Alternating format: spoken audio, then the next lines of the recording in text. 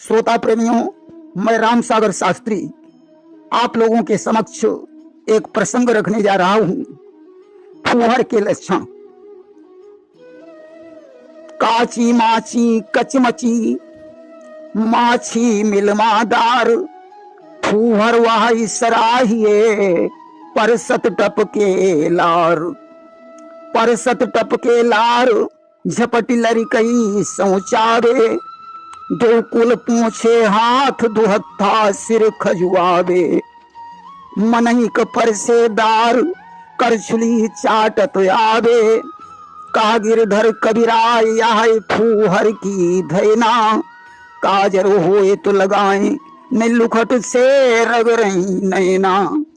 अधकच्ची दाल बनाई, उसमें मक्खियां उतरा रही हैं। खाना परोसते समय लार टपक रही है। बच्चे को सोचाकर हाथ पल्लू में पोंछ लिए। सिर में इतने जुए हैं कि दोनों हाथों से खुजलाना पड़ रहा है। पति को दाल परोसी, चमचे को पहले ही चाट लिया।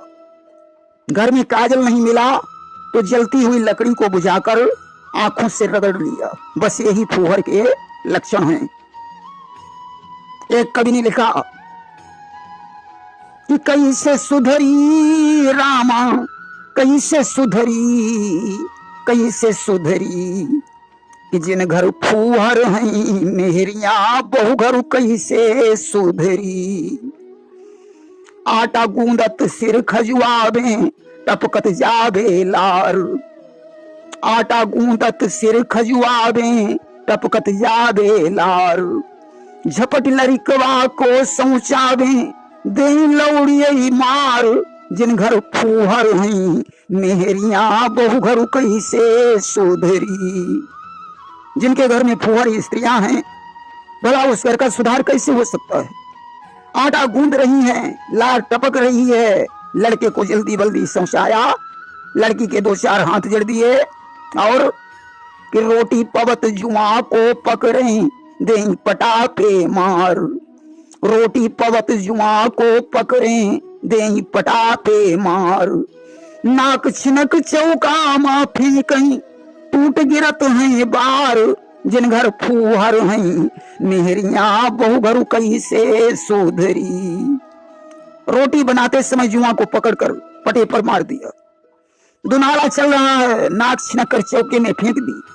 बाल खुला है, टूटकर सब्जी और रोटी में गिर रहे हैं। और आधो नोन कचपची रोटी और किसकनी दार। आधो नोन कचपची रोटी और किसकनी दार। लड़का बच्चा रोटी मांगे चोटी दे फटकार। जिन घर फूहर हैं मेहरिया बहु घर कैसे सुधरी। सब्जी में आधा नमक है, रोटी अध कच्ची है, दाल खिसक रही है। बच्चे रोटी मांग रहे हैं, उनकी चोटी खींच दी, जाओ थोड़ी देर में आना। और बात बात में करें लड़ाई ए फूहर के काम। बात बात में करें लड़ाई ए फूहर के काम। बुद्धा कहीं फतेहगढ़ वासी घर घर घूमे बाम। कि छोड़े एक ना बखरिया बहु घर कैसे सुधरी। जिन घर फूहर हैं मेहरिया बहु घर कैसे सुधरी। बात बात में झगड़ा करती है, हर घर की खबर लेती हैं, किसके घर में क्या हो रहा है, एक भी घर नहीं छोड़ती हैं। यही फूहर के लक्षण हैं। एक कवि ने लिखा कि उठती हैं दिन के 8 बजे, संध्या होते सो जाती है। घर में न बुहारी देती है, शाम को नदियां जलाती है। वह धर्म कर्म तो दूर रहे, अपनी भी उसे संभाल नहीं। साड़ियां तेल से चिकट रही, बांधे बरसों से बाल नहीं। खुजलाती है सिर खड़े खड़े, जुओं पर बाजी टूट रही। लद रहा मैल शाही बनकर, दुर्गंध बदन से छूट रही। 8 बजे सोकर जगती है, शाम को सो जाती है। घर में झाड़ू नहीं लगाती, शाम को दीपक भी नहीं जलाती। धर्म कर्म की बात ही छोड़ो, बरसों से स्नान नहीं किया, बाल तो कभी बांधे ही नहीं गए, तेल से साड़ियां चीकट हो गई हैं, बालों में जुओं की शुमार नहीं है, मैल स्याही बनकर शरीर में लद रहा है, जिसके कारण शरीर से दुर्गंध आ रही है। फूहर का यही लक्षण है। एक कवि ने लिखा है कि फूहर न जागी छिटकियायो घमुबा, फूहर न जागी छिटकियायो घमुबा, फूहर न जागी।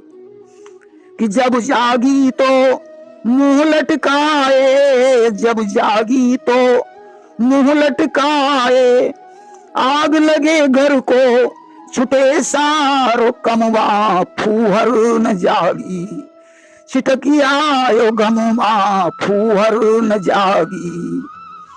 कि अंगना बुहारा भीतर बुहारा, अंगना बुहारा भीतर बुहारा, कूड़ा लगायो रसोई के कोनवा, फूहर न जागी छिटकियायो घमुबा, फूहर न जागी। कि दाल बनाई भात बनाया, दाल बनाई भात बनाया, शेर भर पानी सवा शेर नुनवा, फूहर न जागी छिटकियायो घमुबा, फूहर न जागी। धूप बिखर गई, फूहर सो रही है, सोकर उठी, जब उठी तो मुंह लटकाए हुए, हे भगवान इस घर में आग लग जाए, हमसे घर का काम काज नहीं हो रहा है। जैसे तैसे झाड़ू लगाया, रसोई घर में कूड़ा जमा कर दिया, दाल बनाई और भात बनाया, शेर भर पानी और सवा शेर नमक डाल दिया। यही फूहर के लक्षण हैं।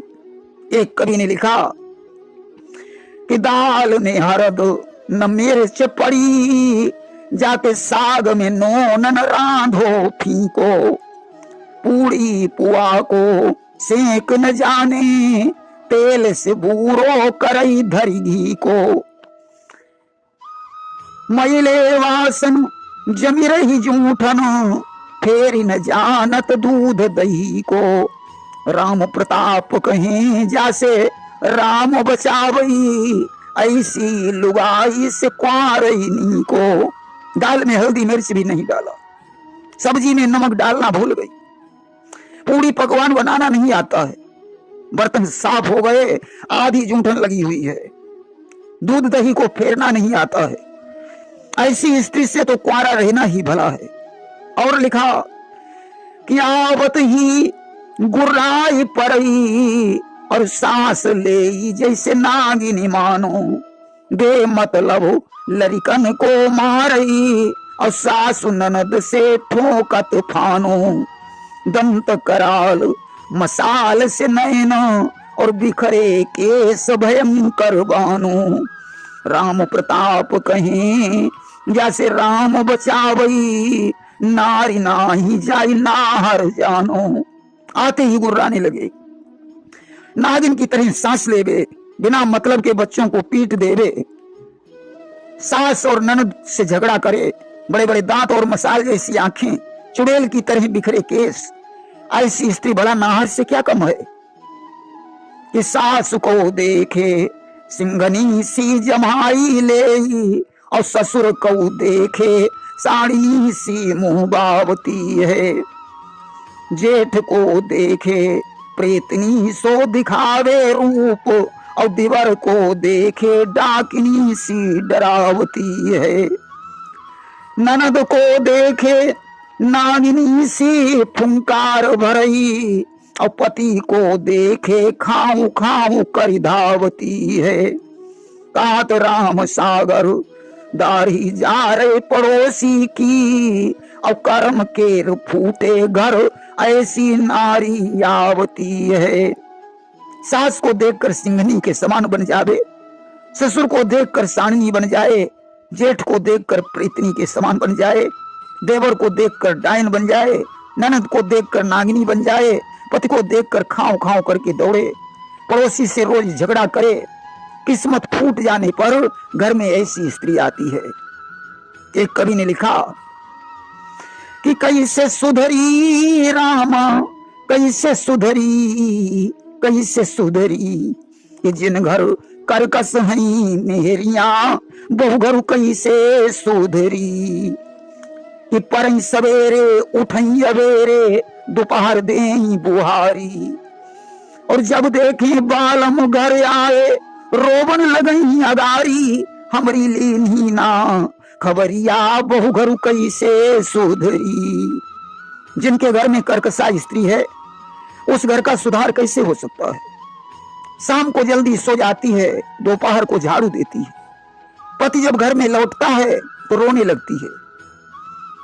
झाड़ू देवे करे न रोटी हम तो हैं बीमार, कबहू करी दवा ना दारू कैसे छुटे बुखार, लेटी पलंगा करी मक्करिया बहु घर कैसे सुधरी।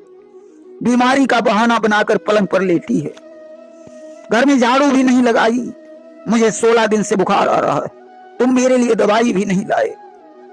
और कि तुम्हें मुराहटू मौत न आई फूटे हमरे भाग, तुम्हें मुराहटू मौत न आई फूटे हमरे भाग। 16 फुलका खात रोज तुम और बटुआ भरी भात, खाली कर दई सबई बखरिया बहु घर कैसे सुधरी। पति को गाली दे रही है, तुम्हें मौत भी नहीं आती, अरे मेरी तो किस्मत ही फूट गई। 16 रोटियां और बटुआ भर भात तुम रोज खाते हो, सारी बखारी खाली हो चुकी है। और बुद्धा कहीं मरोजो बालम पति से बोली नार, 16 फुलका बचे हमारे और बटुआ भरीदार, खावे लड़का और लौड़िया बहु घर कैसे सुधरी। अगर तुम मर जाओ तो 16 रोटियां और बटुआ भरी भात बच जाए, इसे लड़का और लड़की खाएं। देखिए कर्कशा बेली पर बैठी हुई थी, सिर में जुआ ने काटा तो गाती है कि जिया बेकरार है। जब शरीर में कोई परेशानी होती है तो जिया तो बेकरार हो ही जाता है। कर्कशा ने जुआ को पकड़ लिया और देहली पर रखकर नाखून से मार दिया और गाने लगी कि छाई बाहर है। कोई समस्या जब निकल जाती है तो बाहर तो छा ही जाती है। आगे उसने गाया कि आजा मेरे साजना तेरा इंतजार है, जिया बेकरार है छाई बाहर है, आजा मेरे साजना तेरा इंतजार है।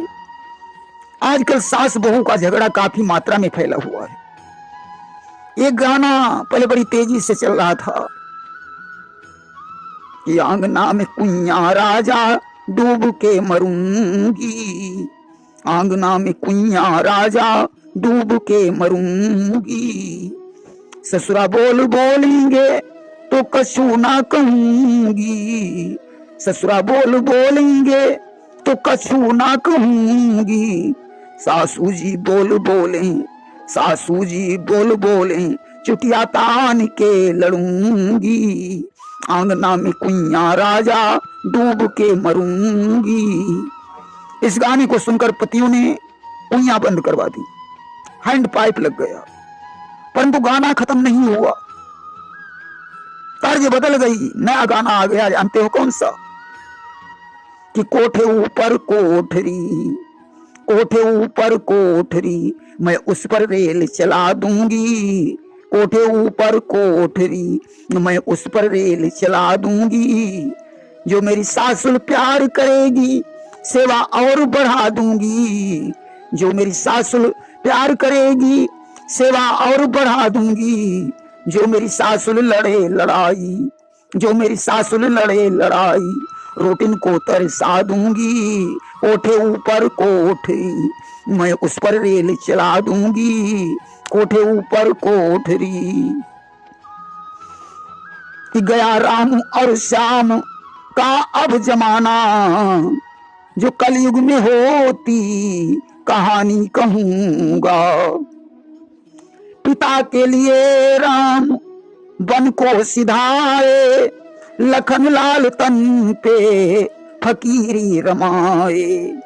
गई जिनके संग में मुसीबत उठाने, गई जिनके संग में मुसीबत उठाने जनकपुर की सीता सयानी कहूंगा।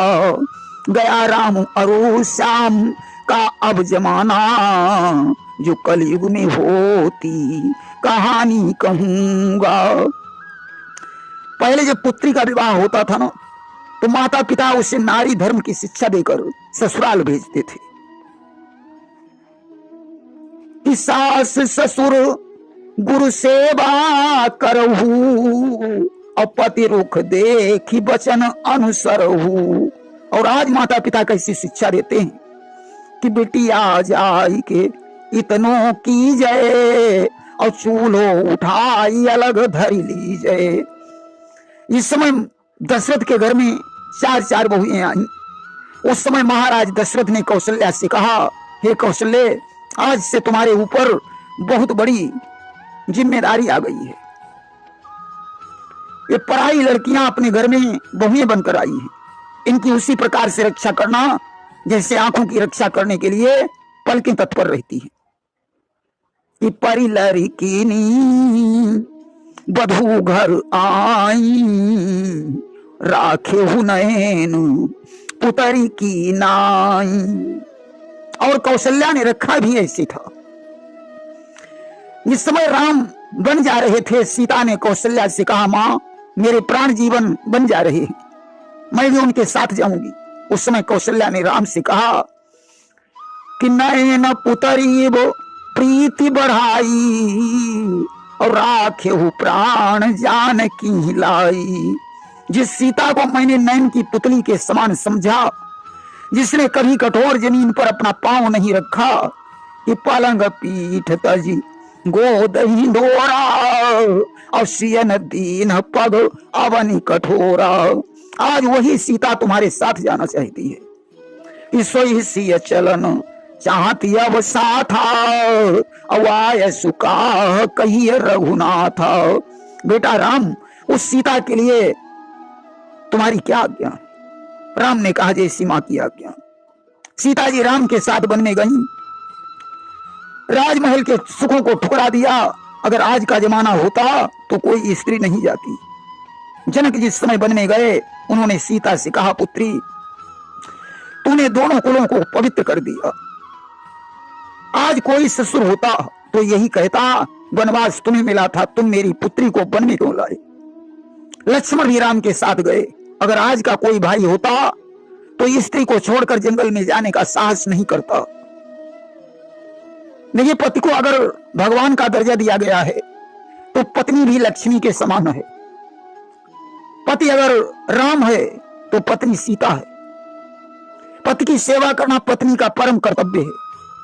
गोस्वामी तुलसीदास जी ने तो यहां तक लिख दिया कि लूला लंगड़ा अंधा काना बहरा, पापी अधर्मी अन्यायी कोढ़ी रोगी मूर्ख दुष्ट, चाहे जैसा पति हो, वही से हो पति करो कि अपमाना, तो नारी पाव जमपुर दुख नाना। ऐसे पति का भी जो अपमान करती है स्त्री, उसे नरक में जाना पड़ता है। परंतु पत्नी भी की भी इज्जत होती है। पति का धर्म है वह अपनी पत्नी का सम्मान करे। सास अपनी बहू को पुत्री के समान समझे तो बहू भी अपनी सास को मां के समान समझने लगेगी। महाभारत होना बंद हो जाएगा। श्री रामचरितमानस का अगर अनुकरण किया जाए तो सारी समस्याएं समाप्त हो जाएंगी। पिता का पुत्र के प्रति क्या कर्तव्य है, पुत्र का पिता के प्रति क्या कर्तव्य है, भाई का भाई के प्रति क्या कर्तव्य है, पत्नी का पति के प्रति क्या कर्तव्य है, और पति का पत्नी के प्रति क्या कर्तव्य है, सास और बहू के प्रति और बहू का सास के प्रति क्या कर्तव्य है, यह सब श्री रामचरितमानस से ज्ञात होता है। आज तो श्री रामचरितमानस प्रत्येक घर में होना चाहिए। सभी को इसका अध्ययन करना चाहिए। श्री रामचरितमानस की पूजा होनी चाहिए। श्री रामचरितमानस का अनुकरण होना चाहिए, तभी सारी समस्याओं का समाधान हो सकता है। प्रेम से बोलिए वृंदावन बिहारी लाल की जय।